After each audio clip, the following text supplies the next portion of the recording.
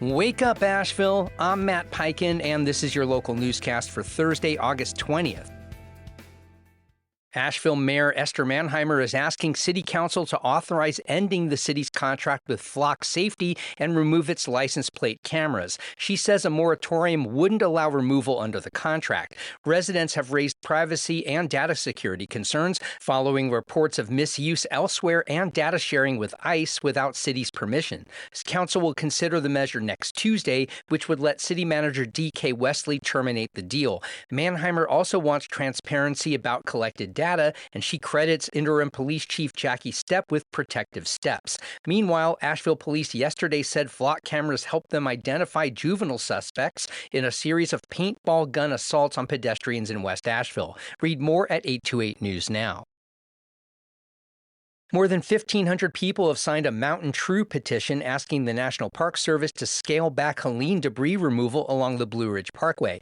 Work could begin next month, with nearly 900 acres under consideration. The agency says trees raise wildfire risk near communities. Mountain True supports clearing within 100 to 200 feet of homes, but says broader work could worsen erosion, flooding, and landslides. The Park Service says machinery will be limited to suitable terrain, with helicopters and crews in sensitive areas. It also points to plans for erosion control and replanting. Brief lane closures are possible. Read more at WLOS.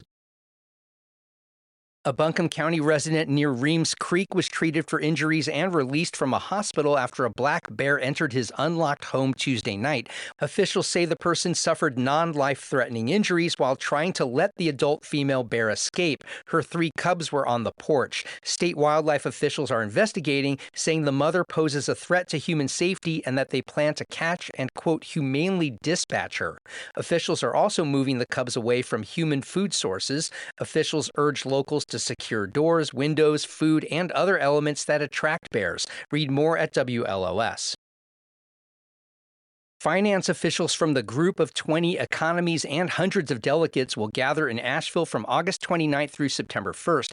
U.S. officials say the meetings will shape economic policy and showcase Western North Carolina's recovery from Helene. The event is expected to generate up to $2 million locally, while critics warn of traffic, security disruptions, and protests. The summit highlights disputes over recovery aid. North Carolina had received $7.8 billion by March, far below its request, as lawsuits over federal grants continue. Talks are expected to cover debt, digital assets, cross-border payments, and fraud. Read more in the Asheville Watchdog.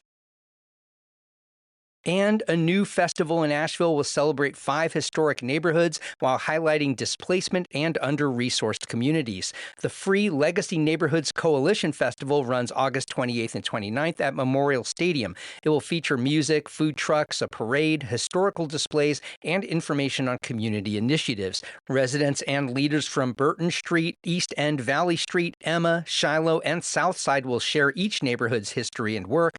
Clifford Cotton is the grandson of E.W. Pearson, founder of the Burton Street neighborhood. He says development and historic injustices have divided or diminished many of these communities and hopes the event inspires young people to learn from previous generations. Read more at 828 News Now.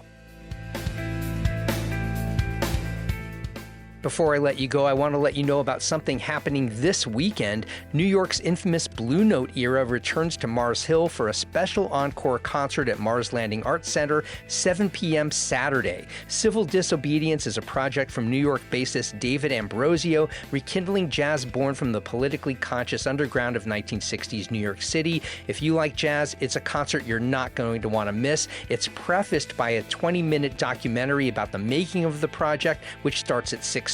You can find tickets and information at marslandingartscenter.com, and I hope to see you there.